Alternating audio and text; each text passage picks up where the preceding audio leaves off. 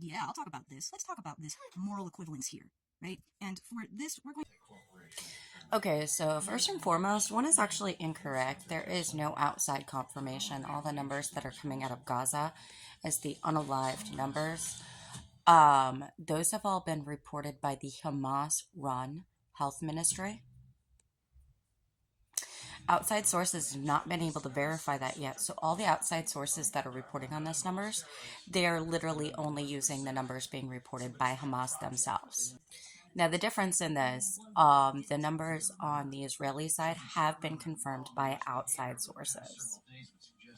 So we actually know the numbers on the Israeli side, and if one actually took the time to look into those numbers a little bit more significantly, they would notice a few things. One thing being that 1,033 of the victims from October 7th were innocent civilians of Israel.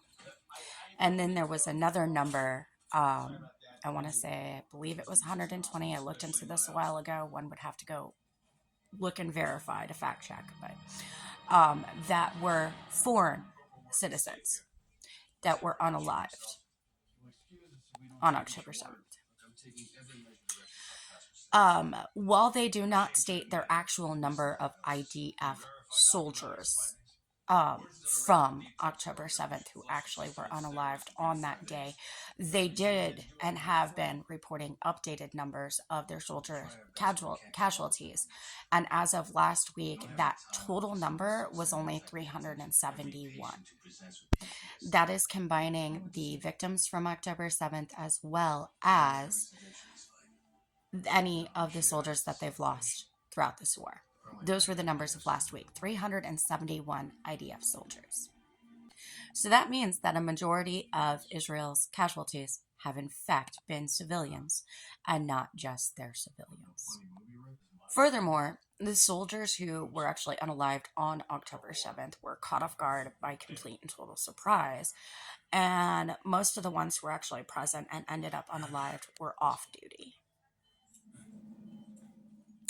So they were literally just chilling with their families when Hamas came in and took their lives. And keep in mind, they were actually on a ceasefire. So nobody had any idea that there was any issue or concern at all.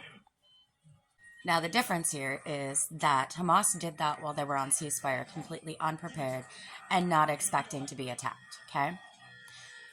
Meanwhile, after the declaration of war, when Israel declared war against them, Israel has repetitively, when there was a planned boom happening, gave notice to evacuate the areas they were planning to boom.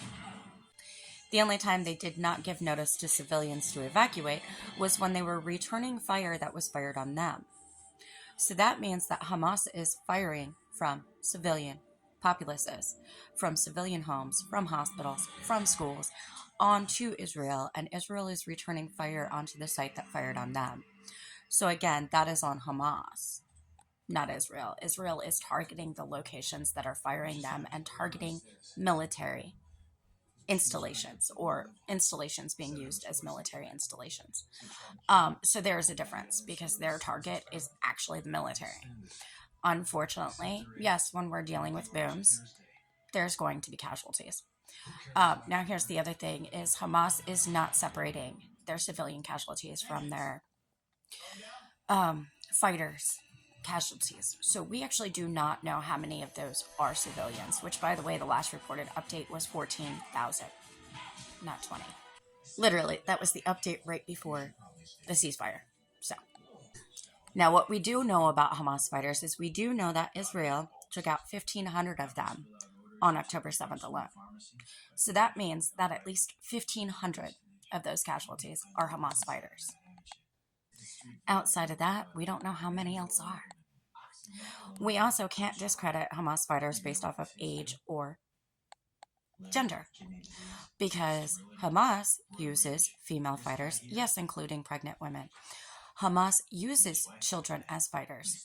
So just because one is extremely old, or one is a 12-year-old child, or one is a pregnant woman, does not discount the possibility that they are a Hamas fighter. So until we actually know how many of those are Hamas fighters versus how many of those are civilians, nobody can actually legitimately make any kind of conclusion as to whether civilians are the ones who are being unalived at a higher rate or not. Furthermore, Israel is not illegally detaining anybody from the West Bank. So the West Bank setup is 60% of it is controlled by Israel. The other 40% of it is controlled by Palestinian authorities. However, Area B, while being controlled by Palestinian authorities, the IDF is the actual police force that is used in Area B. So that means that legally, Israel has a right to detain anybody from Area B that is suspected of terrorism. And they also have a right to detain anybody who comes within the boundaries of Area B or Area C, which they control, who is suspected of terrorism. So they are not illegal detainees. So I strongly suggest one do a little bit more research before discussing this topic, because one is categorically wrong on everything they say.